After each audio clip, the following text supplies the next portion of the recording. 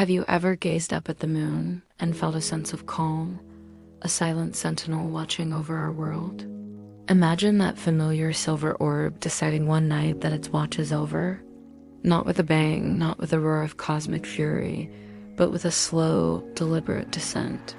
What if the moon, our celestial companion for millennia, didn't come to destroy us, but to change everything we thought we knew about life itself?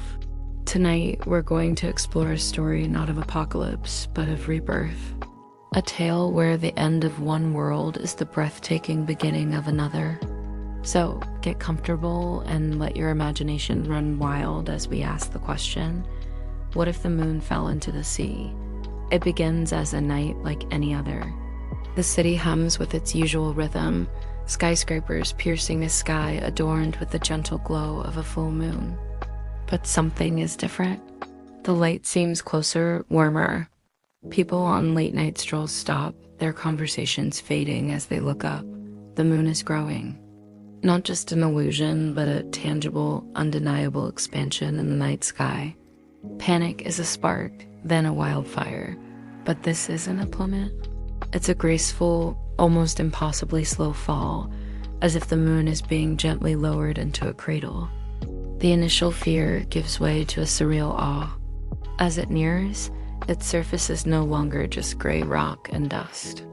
It shimmers, its craters and plains catching the starlight and our city lights, turning into a tapestry of silver fire. The descent accelerates, and the world holds its breath. The moment of impact isn't a cataclysm of fire and brimstone. Instead, the moon kisses the Pacific Ocean, and the water reacts not with a violent tsunami, but with a silent, radiant bloom. Waves of pure liquid light, like silver fire, roll across the planet. They don't crash and destroy. They flow. They rise with an intelligent purpose, swallowing coastlines and creeping up the sides of buildings. The world's great cities, New York, Tokyo, London, are submerged not in darkness, but in a glowing, ethereal tide. The water is no longer just H2O. It's something new, something alive, infused with the lunar essence. Humanity, in its infinite resourcefulness, doesn't perish. We adapt. Foreseeing the inevitable, we had built arcs. Not wooden vessels, but magnificent floating cities of glass and steel, designed to ride the new, luminous waves. These citadels drift upon the global glowing ocean, self-sustaining ecosystems powered by the very light of the water beneath them. From their transparent domes, the survivors watch their old world become a shimmering submerged museum. The tops of the tallest mountains are now the only islands in a world of silver seas. Life on these floating cities is a strange new normal. Children are born who have never known solid ground, whose bedtime stories are of a dry world with green fields and dusty roads. They learn to navigate the currents, to harvest energy from the light-infused water, and to live in a state of perpetual motion. The sky above is a familiar canopy of stars, but the world below is a constant, mesmerizing light show. But the real transformation, the true miracle, is happening deep beneath the waves. Down in the crushing dark, where the moon now rests on the ocean floor, its core awakens. For eons, it was a cold, dead heart of iron. Now, bathed in the pressure and chemistry of Earth's deep ocean, it begins to glow, then to pulse with a new kind of life. This isn't just a geological reaction, it's a cosmic conception. From this reawakened core, a new world is born.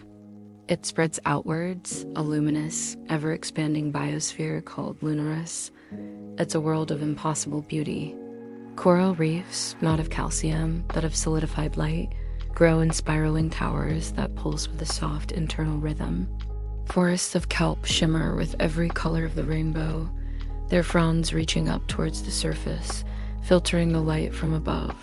The very water here is different, thicker, warmer, and filled with a resonant hum. And life. Life here is unlike anything we could have imagined.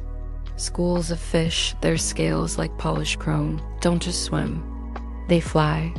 They dart through massive, stable air bubbles that drift through the water like weightless balloons, their fins catching the light and leaving glittering trails behind them. Creatures that look like jellyfish pulse with bioluminescent patterns, communicating in flashes of complex coded light. The apex predators are not sharks, but elegant, serpentine beings made of shadow and starlight, moving with a silent, fluid grace. But what of humanity? Some didn't make it to the floating cities. Some were caught in the rising, glowing tides. They should have been lost, but they weren't. The lunar water, the essence of rebirth, changed them. Over generations, a new branch of humanity evolved. They developed gills, not of flesh, but of delicate, light-woven filaments that extract oxygen directly from the new water. Their skin became translucent, their eyes adapted to the low-light, high-contrast world of Lunaris. They are the Lunarians. They live in harmony with this new world, building their homes within the light coral towers. They don't speak with sound, but with gestures and the controlled flashing of bioluminescent patterns on their skin. They have a deep, instinctual connection to the world around them, a symbiotic relationship with the very core of the fallen moon that gives their world its life. They have no memory of the sun, of the sky, of the dry world. Their history is written in light, their future is the deep. And now, for the final, breathtaking image. Imagine a young Lunarian, her light gills pulsing gently, swimming upwards from the depths of her city. She breaks through the surface of the global ocean, treading the glowing water, and looks up. She sees the floating cities of glass drifting like fallen stars on the horizon. But her gaze goes higher, past the familiar constellations, and there it hangs. A beautiful, swirling sphere of blue, white, and green, hanging in the blackness of space. It's a world they know from their legends, a world they have never touched. It is their moon. It is Earth. The fall of the moon wasn't an end, it was an exchange. We lost our moon, but we gained a new world, a new form of life, a new perspective. The universe, in its infinite and mysterious wisdom, didn't take from us. It simply rearranged the pieces, creating a new, more beautiful puzzle. It reminds us that even in what seems like the most catastrophic of endings, there can be a beginning of unimaginable wonder.